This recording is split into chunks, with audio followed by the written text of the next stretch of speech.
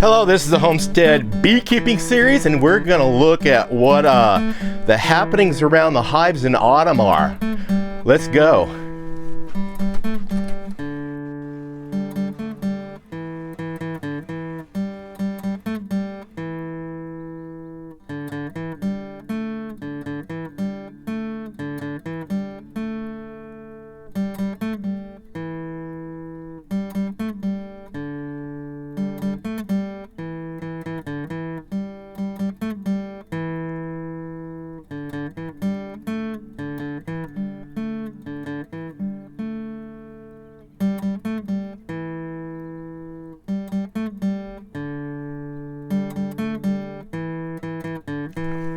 Hello, welcome back to Pine Meadows Hobby Farm. I'm your host, Jerry Hansen. Got to take care of some bees today. It is getting close to autumn. The leaves are starting to turn, and the bees are changing their behavior patterns. And right now is the time to feed your bees because of the dearth. Yeah, feed, feed, feed. So I placed my feeder out away from the beehives because I figured it out. It took me a couple years to figure it out, but I figured out that feeding my bees up next to the beehives was inviting all the feral hives and other predatory bees from around the area to come get food because they're eating too.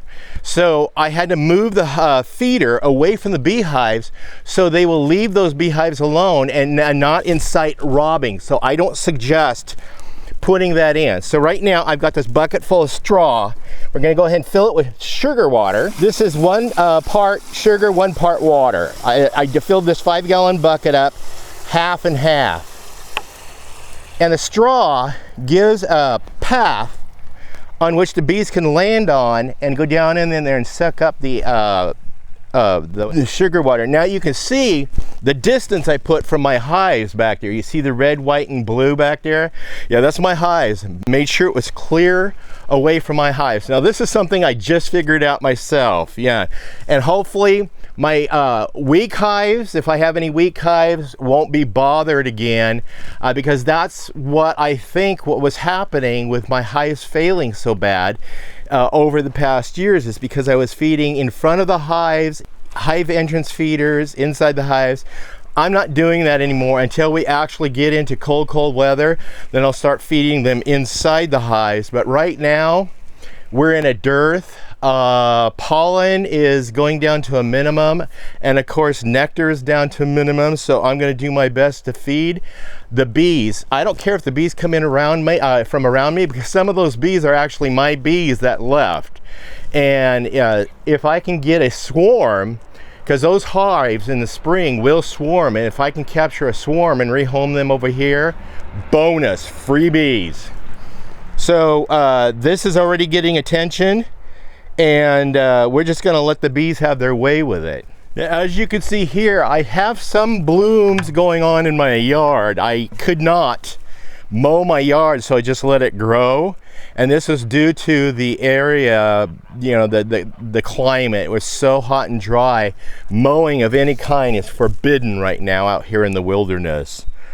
So it's so tender, dry, and so fragile out here, we're even afraid to fart out here. I even got a lot of chicory that is in bloom. And then lots of plantain and some clover. So you see they're getting some nectar and some pollen to get stored away for the winter.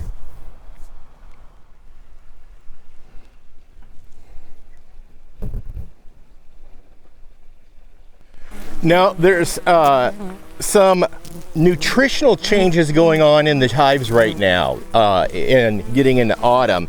The nights are getting shorter, they're getting colder, cold mornings, and then there's behavioral changes going on with the honeybees as well.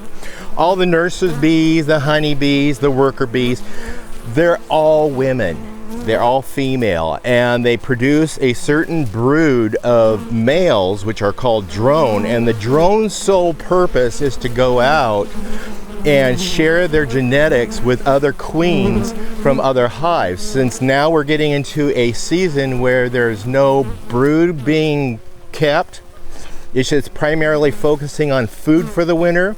Their dietary changes are the bees that were brood are being fed a different diet, more high in fat. So those bees will genetically will be different than the spring and summer bees. They'll have a longer lifespan, upwards of 5 to 6 months, to help them last through the winter months.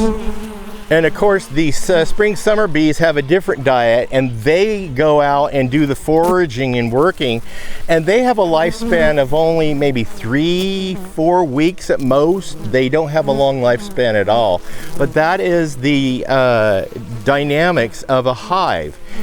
Also, because the nutritional changes are happening and they're changing their brood habits, they're also taking all the drone bees, which typically, I bet you didn't know this, the drones do not harvest. They do not go out and feed themselves.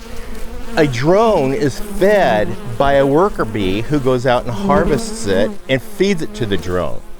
Now, for them to have enough stores for winter, they're now taking all the drones out of the hive and they're kicking them out. Yep, they're going to be kicked out onto the ground here, and my chickens will come along and eat them, because the drones, their sole purpose in life is to share their DNA with other queens. So that's the fascinating world of beehives in the changing seasons. Yeah, behavioral changes going on right now as we sit and watch the behavior of the bees, even at the entrance as it gets warmer and warmer. You can see where you may be able to catch in this video on where they're actually dragging a drone out and then kicking him out of the hive. I mean, he's getting evicted, and then that's the end of his life, because he's not going to be fed anymore. Such is the life of a hive.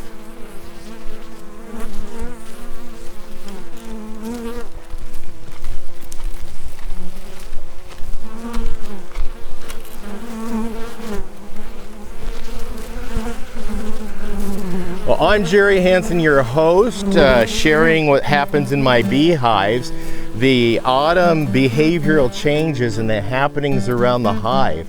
Stay tuned to more videos. You could do that by subscribing and clicking that bell icon that alerts you to new videos as I upload them. Give us a thumbs up. Click that share button. Sharing my videos on your social media platforms helps us out. Be safe, always be kind. We'll see you guys in my next adventure. Bye-bye now.